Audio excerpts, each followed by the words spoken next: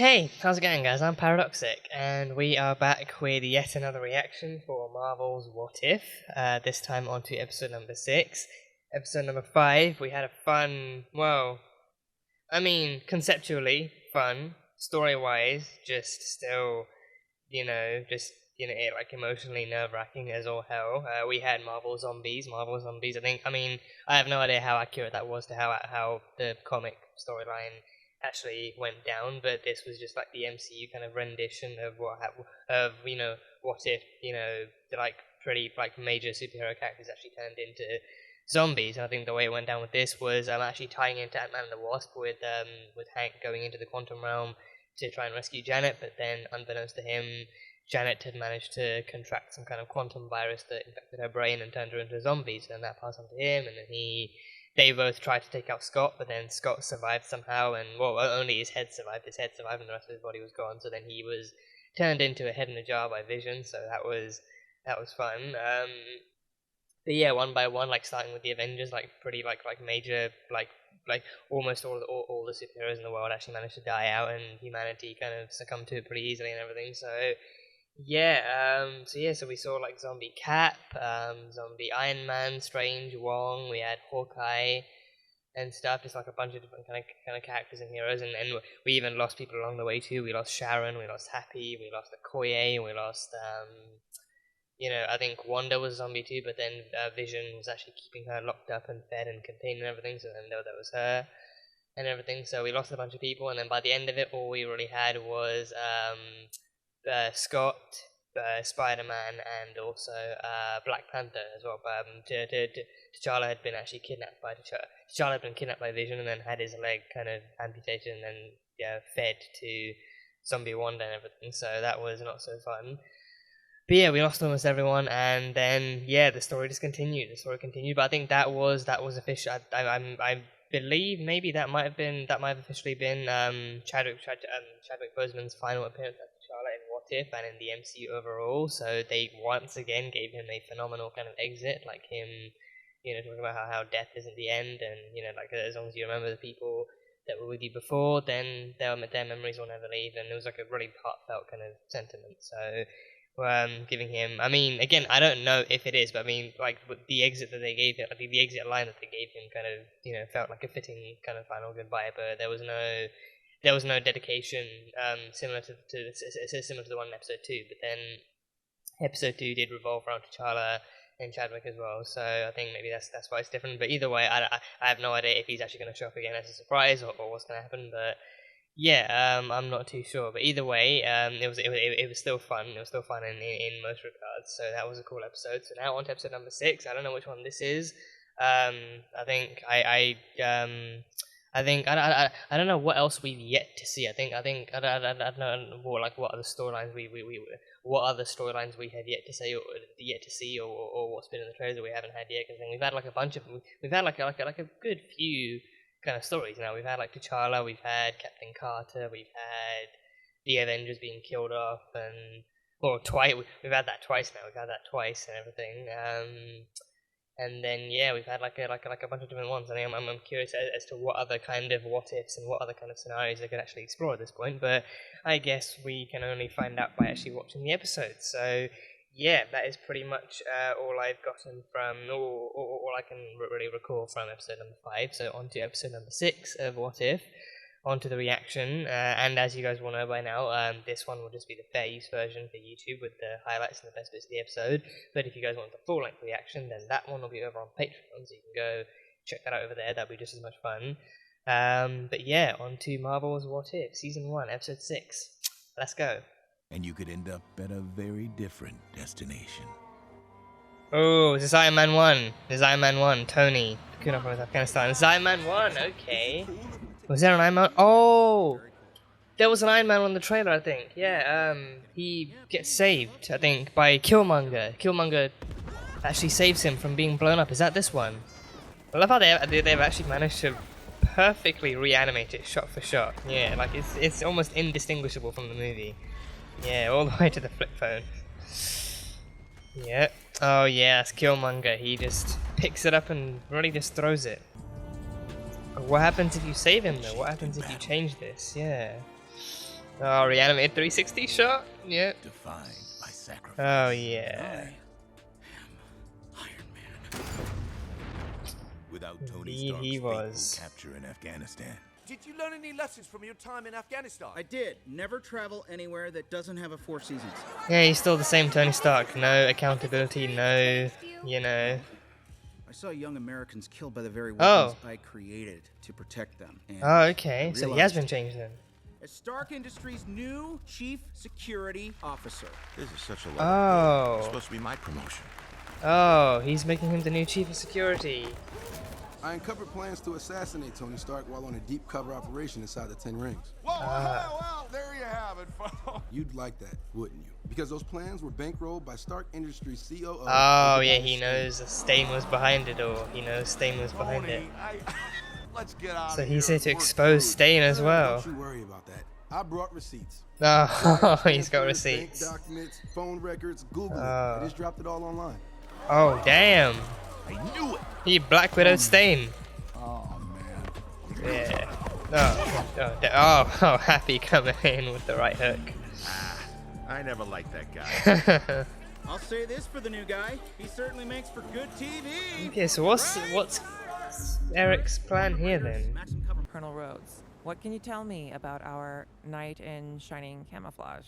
Graduated Annapolis at 19. Definitely MIT don't a year cheat him. later. Definitely Made quite don't a name cheat for him. himself since joining the SEALs as Search the MIT doctoral thesis database. Project. Liberator. You got an ear for branding, I'll give you Liberator. that. So is he still going forward with his original plans then to go around the world, bring people? Bold design choice. Yeah. I like anime. Worst case scenario, we'll end up with the world's most expensive Gundam. Gundam. model. Jarvis, start casing It's the a warehouse. We're Gundam gonna need model. FPV wiring, nano circuitry. Oh jeez, he's building a giant Gundam, like an Iron Gundam suit. An Iron Gundam suit. Human pilots mean human error, but with Jarvis at the wheel, drones can react to stimuli in real time. And no one needs to lift a finger. Oh, so it just records off of him, like in Big Hero 6 when Hero uploaded karate footage. Yeah.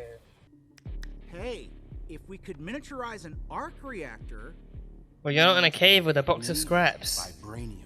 now you're thinking. Too bad Pops used up the last of it during the war. Not all of it. Oh, in Wakanda. Is he gonna take him to Wakanda? Is he? Or no, just giving him the ring. Giving him the ring. Is he still gonna take him to Wakanda? Because I mean, I assume he's gonna take this suit to Wakanda and still enact his plans. can't clean up the world without getting your hands dirty. Oh, that is good. You should stitch that on a pillow. That does sound kind of like Andy Serkis. Mouth all day. Just tell him you want to see the product. So, about that vibranium, Oh, no foreplay, eh? Dora Milaje. Oh, a Dora spear. A Dora spear. 10 mil. Steep, I know, but How did the please, Tony black spends market $10 get its million hand on a a Dora slow spear? Tuesday in Vegas. now that I know you mean business, we can move on to the good stuff. The good stuff. The Dora Milaje spear isn't the good stuff. What's the good stuff? Oh, just like Find all this. tubes. What's going on here? Just Ripping tubes braids? of Find 'em vibranium. and Light them up. Oh, Black Panther! It's the Black Panther! Is it T'Challa? Is that T'Challa? That's gotta be T'Challa. Are we getting T'Challa back again for this one? I mean, that would only kind of make sense. We're dealing with Killmonger. Oh. The Black Panther. Yeah, no, that's not gonna work here, Rhodey. No. Our quarrel is not with you, Ghana. Oh, really? Because you're kind of sending me mixed messages right now. Let me take the vibranium. That ain't gonna fly. No, it's him. Oh no. Oh, is he? Oh, what's he doing? Oh. Jeez, what is that? Oh, is it that same paralyzing thing? The paralyzing sonic blast that Stain used? Wish it didn't have to go down like that. Stark R&D is no joke. But this No way did he kill T'Challa. I'm really feeling. No way did he kill T'Challa. You gotta be part of the system to change the system. Nah, you could burn it down. Oh, and he kills Rhodey. He kills T'Challa and Rhodey. God damn it, Killmonger. And he frames Rhodey for the whole thing. I would not want to play chess with you, my friend. All played out just as you predicted. Oh, they were working together the whole time. They were working together the whole time. We better load up the product. And their king is dead, and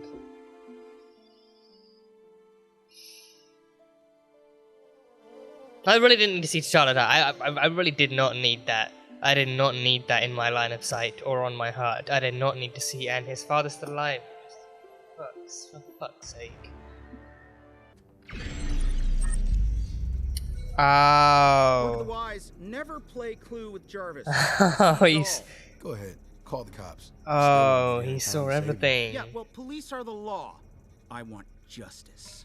Iron Man versus Killmonger? I melted down that ring of yours. You melted it down? Oh, he built the suit! You were right. Vibranium worked like a charm. He built the suit! Oh, What do you boy. say? Oh, jeez. Oh, Killmonger versus the suit he wanted. Oh, damn. Your moves are his moves. I guess I have to freestyle then. Oh, no. Oh, God. Okay, oh. Oh, there are the bumps, yeah. Oh, can it be taken out by Vibranium? It can be taken out by Vibranium, right? Vibranium versus Vibranium. Oh, no. Oh, no. Oh, God. And Tony.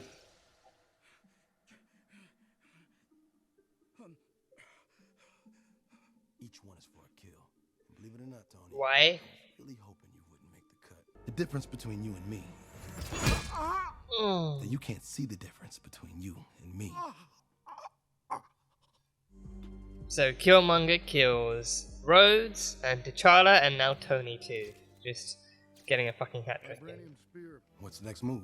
They want a war, so that's what we'll give them. This Put is the exactly what he liberator drones wants. into production. Oh, Okay, the hold Liberator on. drone's That'll exactly what he require a wants. multi-billion-dollar allocation. So I guess this is just like a universe in which Killmonger actually wins. He gets exactly what he wants. He gets the war Congratulations, Lieutenant. he wants. You just invented 21st century warfare.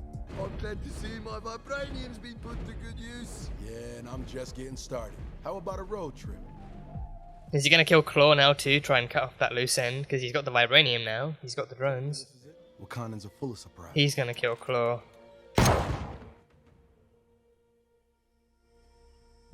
Yeah, and then he brings Claw in as a war criminal of Wakanda. Yep. So yeah, still incorporating that part of Black I come Panther. with a gift. Is he gonna become like the new heir? Because I don't know if they'll hand the thing down to Shuri. He used to tell me stories about you. Oh, does about he? watching the sunset from the top of Mount Bashanga with his brother. I shared the same story with my own son. He still spent my killed whole life searching Njobu for in this my one, home. right? You are home. T'Chaka still killed Njobu But in there's this no time universe. to rest, Uncle. Why should we trust you with our people's lives? I know what it's like to have someone taken from me. And if I had the chance to avenge my father, I wouldn't hesitate. I have a very bad feeling about this. I have a These very bad people murdered feeling. your son.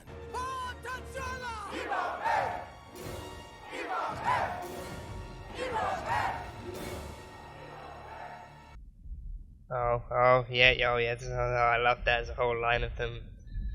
Yeah, I love that. You'll always have a home in Wakanda. I want a little bit more than that. Oh no, what's that? What was that? Oh, reactivating them? Reactivating the drones? Tony Stark. He must have built a backup transmitter. Why would he do that? That man was a villain. Didn't trust anyone.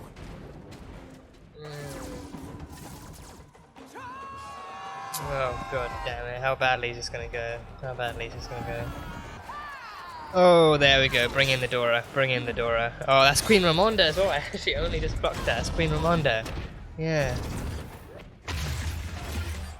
Just fucking rhino-dozing them, just rhino-dozing them. Oh god, I love that. I've seen Queen Ramonda in action, that is a very nice upgrade. Oh boy, okay. Yeah, that is a very nice change of pace. Oh, jeez, just missed. Wakanda forever! Oh, nice, 2 in 1. Oh. I am a loyal servant of Wakanda, Your Majesty. Oh, Let God. me be of service. With this herb, Oh, You he shall becomes the become Black Panther. Yet he next gets the Black the Panther. herb. He gets the herb. He gets the powers. He's gonna get the suit. He's gonna have the same golden one he had before, the golden jaguar, I think it was called. Oh, the ancestral plane. The animated ancestral plane. Was it worth it, Oh, T'Challa. T'Challa. my cousin? Oh. Yeah, I did what I had to do.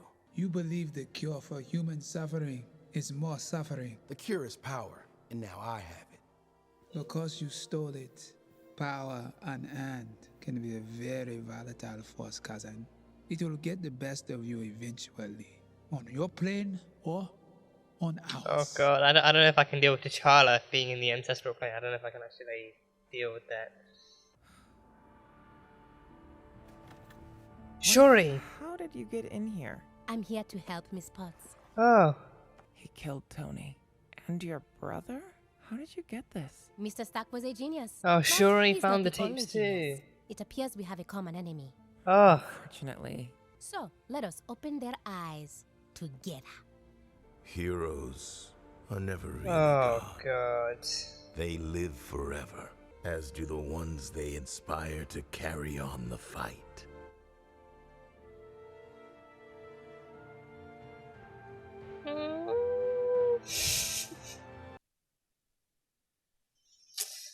Oh god. Oh god. Okay.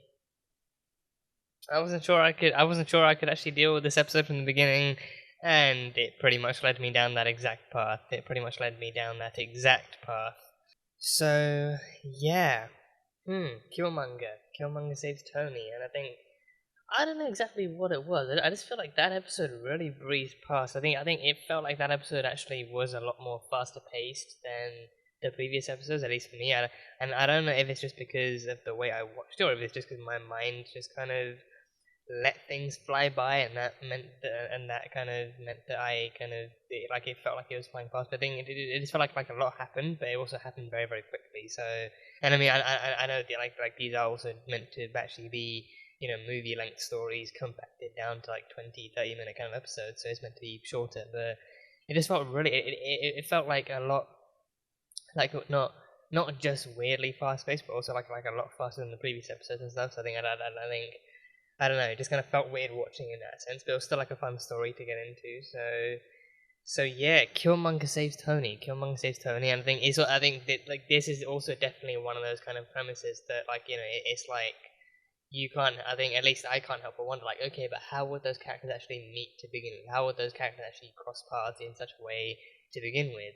And in this, it turns out that he actually had kind of like some kind of undercover work within the Ten Rings.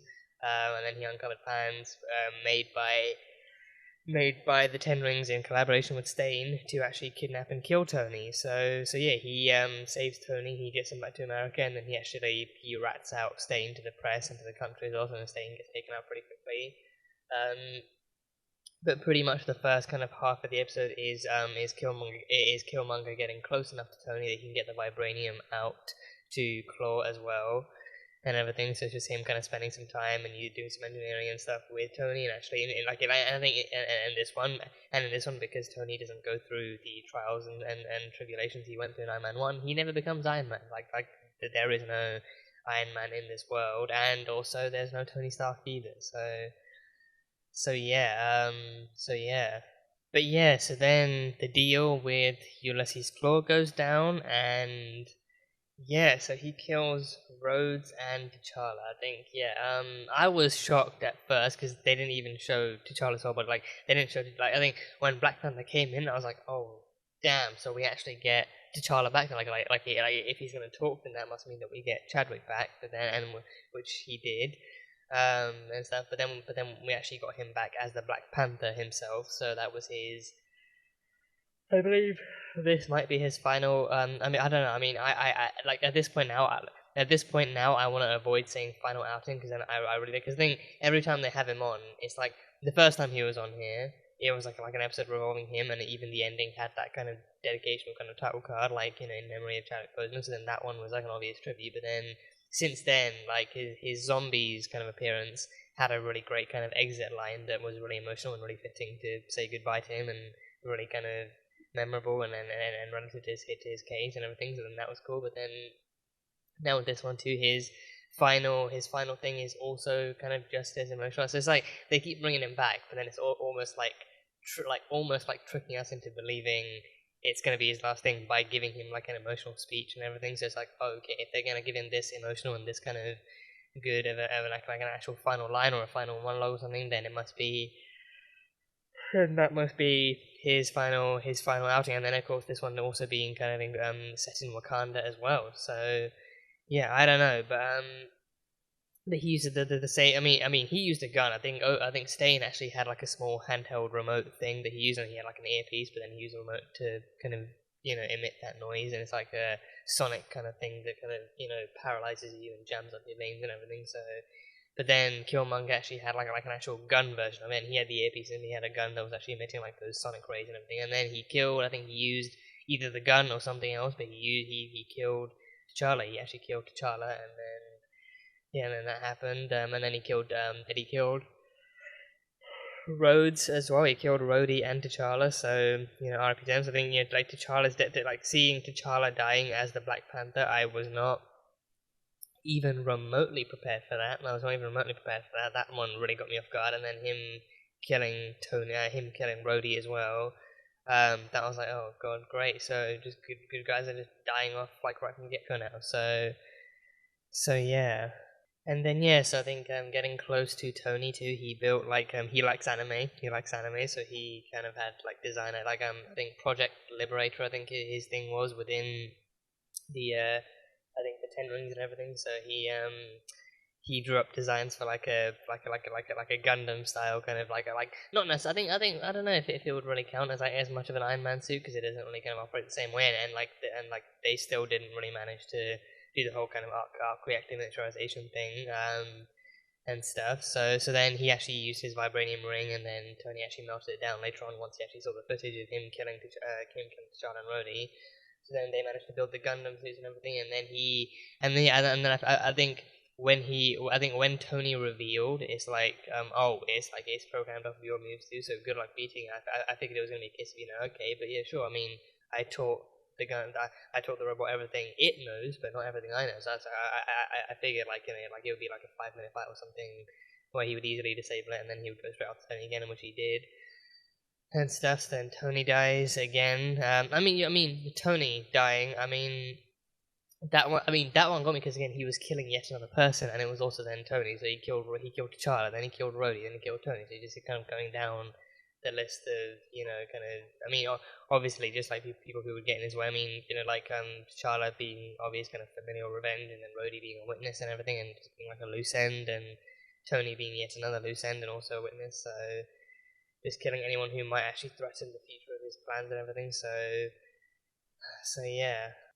And then he brings the kind of he brings the drones to Wakanda and actually stages a war between them and the US, like the US killed your son and everything. So now the US coming to send their drones after Wakanda as well, using Wakanda tech and everything. I think like they already know Claw is a war criminal, and who stole their vibranium, so they already have like a scapegoat there.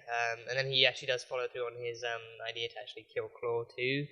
Because I think in the end, I think Claw was also the ultimate loose end too, because he worked with Claw for the longest time, and Claw was with him in the plan from the beginning.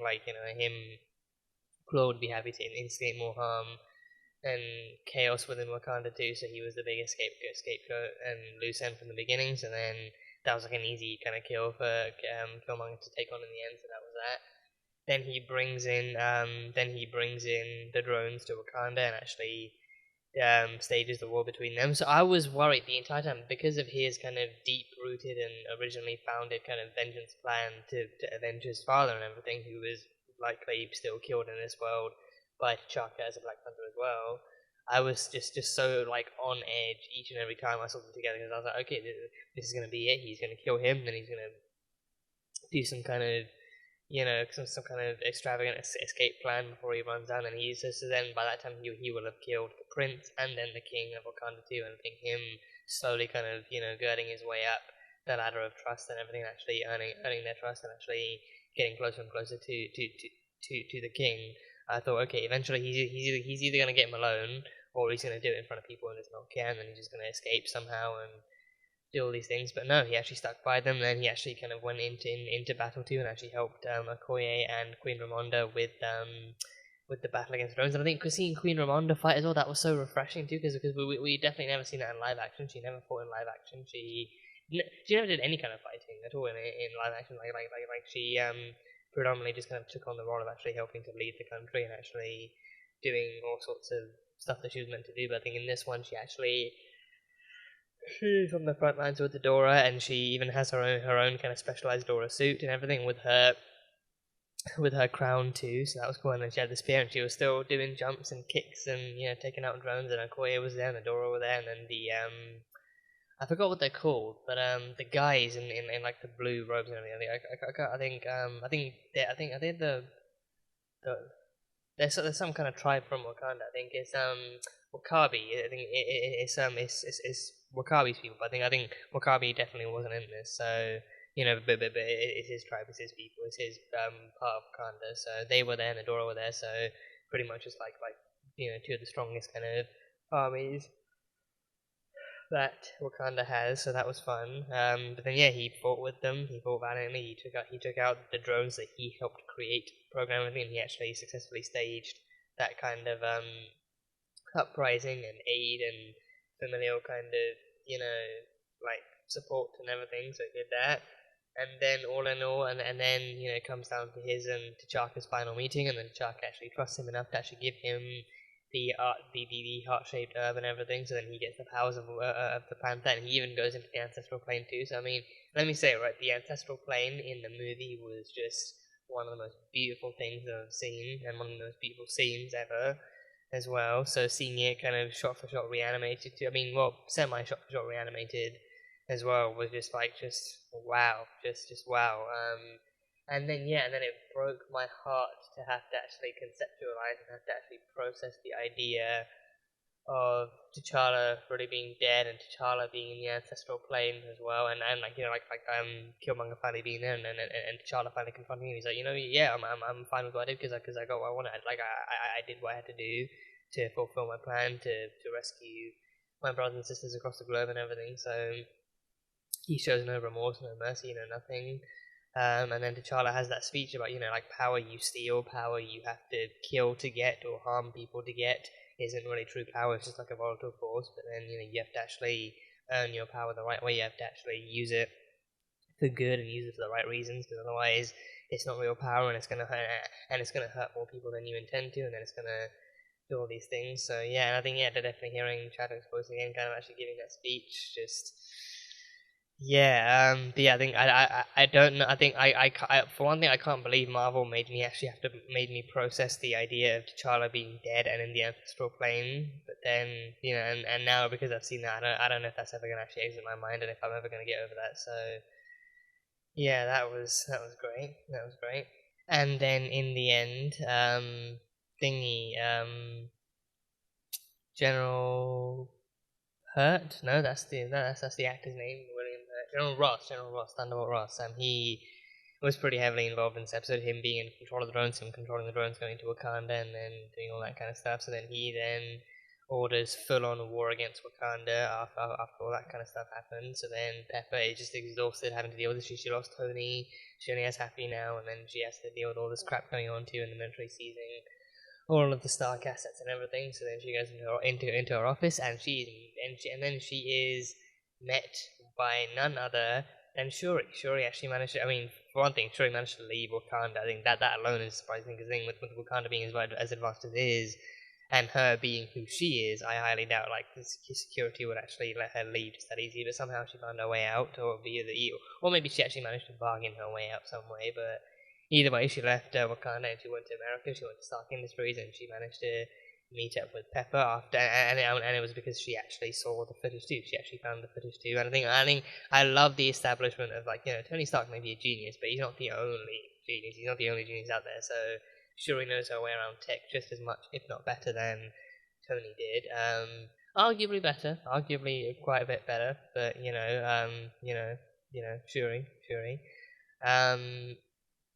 But then yeah, she'd actually seen the footage where Killmonger had killed both Rhodes and T'Challa, and maybe even presumably had, well, no, because I think the footage, I think, well, I don't know, because I mean, they said the footage was wiped clean and Jarvis was rebooted, but then I think, surely, I mean, could she still find something, or I don't know if she can actually recover anything that was erased like that, but either way, I think the initial footage of T'Challa and Rose being killed, she found those, so that is also more than enough to actually be able to put T'Challa away as an instigator of war between countries, so yeah, so then they're gonna try and work together, and that's gonna be a thing. So that's fun. So I think it's also like another thing where it's like another thing where a lot of these stories end on these kinds of open ends, but then like it's also still like an anthology. So like each episode is its own story. So I think it leaves it open ended. So maybe so that you as a viewer can actually interpret what goes on, and then maybe I think this could easily help kind of spawn different fan fiction too. So maybe actually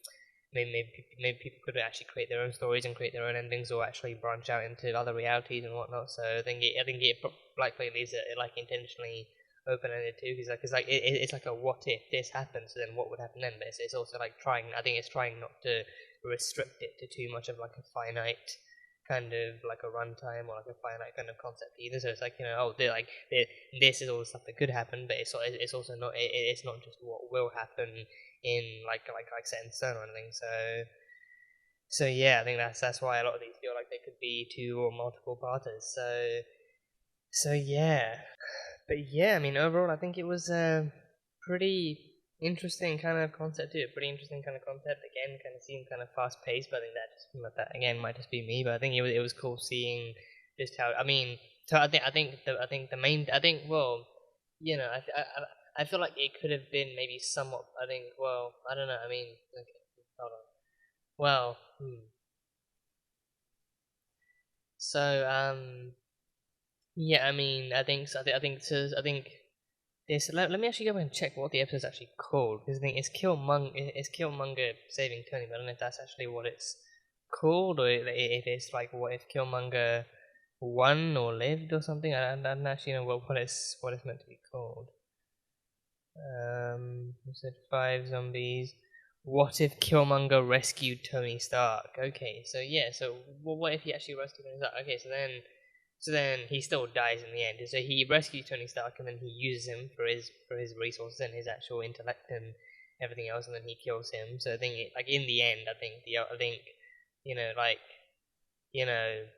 the story then goes on that what if he rescued Tony Stark? So then he would actually still kind of be in the works of enacting his own agendas and his own plans, but then he would actually use people around him to get what he wants and then cross them off as a loose end. So then so in the end I think the story kind of ultimately leads to, so then Killmonger becomes the Black Panther, and he likely instigates his own plans of war against the rest of the world and liberating people all across the world and everything. So yeah, because then I do feel like we still had because not to say that like the Killmonger actually being the Black Panther and like that kind of story wouldn't be interesting to actually watch unfold in either animated or live action form. I think that would make like a fairly interesting kind of story. But I think also it's like in like just how different, because of how influential it was, like just how different would Tony not being Iron Man would be if he never felt the need to do that, if he never actually went down that path, then I think the universe would probably still be a lot worse off than it was. But then Killmonger, Black Panther versus Thanos, would that kind of be a thing that happened? But I don't know. But I think for the most part, this episode did actually just kind of pretty accurately kind of execute just how much further Killmonger's plans would get in the hands of different people too, because before he only ever really kind of relied on Claw to get into Wakanda, and then it was all down to him too. But then this time he actually does